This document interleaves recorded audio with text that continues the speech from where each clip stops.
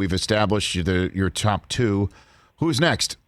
You got three more first-round grade quarterbacks that we're all talking about. What do you got for me on that, Greg? To me, and this is a fascinating conversation. I've talked to a lot of people about it because I'm fascinated in this sort of as a philosophical discussion. And let's talk about Mac Jones. The philosophical discussion is this.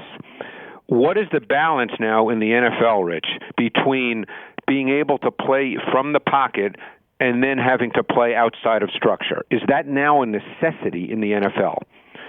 If you believe it's a necessity, philosophically, then Mac Jones is not your guy. If you don't believe it's a necessity but a luxury and you can still function very well without a problem, then you might really, really like Mac Jones. Mac Jones is really good in a lot of areas. He's a short strider. He's got great balance. He's very quick with where he wants to go with the football. He's consistently precise with his ball placement. He's very quick with his decision making. There's a lot to like about Mac Jones. He's just not a very good athlete. He's not going to make plays outside of structure. So if it's 3rd and 9 in a critical moment, and a critical moment could be any time in the game. Critical moments don't just happen in the last 2 minutes. If it's 3rd and 9 and the defense tactically wins and gets a rusher right to Mac Jones quickly, that play's dead. So you have to decide, is that important to you? Is that not important to you? How important to you it is? It's a philosophical question that different coaches, I'm sure, would answer differently. So one coach that just traded up for the 3rd overall selection, Greg Cosell, I think things that he can scheme somebody open and needs a quarterback that plays within his structure. So I think I might have the answer to the question that prefaced your evaluation of Mac Jones. Who do you think? Well, the other part of that equation is Trey Lance. Right. Trey Lance played in an offense where he played under center quite a bit. In fact, he played in an offense for the fullback.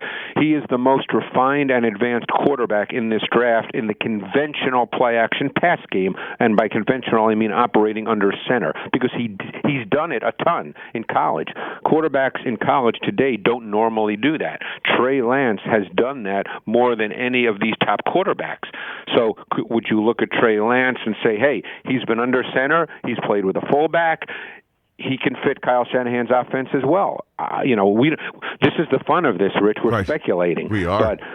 But that's, so I don't know. But you're right about Kyle. I think Kyle is the kind of coach who believes so strongly, as many coaches do, of course, believes so strongly in his system that he believes his system takes care of the structure, defines the reads and the throws for the quarterback, and that Mac Jones could well be the kind of quarterback that he would want. And then, so before we get to Justin Fields, then what is your answer to the question that you posed, having seen all the tape of every snap of pretty much not only these kids, but the last several years in the NFL, and in years before that, Greg, watching the evolution of the game? What is the answer to your question about the attributes of a quarterback you'd want? You know what?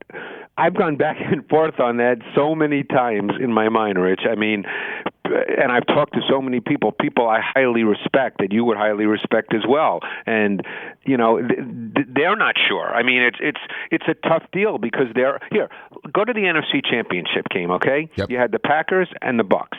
Now, we know that Kevin King made a bonehead play that allowed a touchdown at the end of the first half that should never have happened, okay? Right. Let's say that didn't happen. Now, it did, but let's say it didn't. Mm-hmm. Tom Brady threw 3 interceptions in the second half. One of them came when there was pressure to his front side that was not picked up. And what did he do? He just threw the ball up for grabs that Jari Alexander intercepted, because Tom Brady has no response to that. And I don't want people listening to think, you're talking about the greatest of all time. No. I know who I'm talking about. Yeah, right. I'm using that as an example. Of course. He had nothing to do except throw the ball up.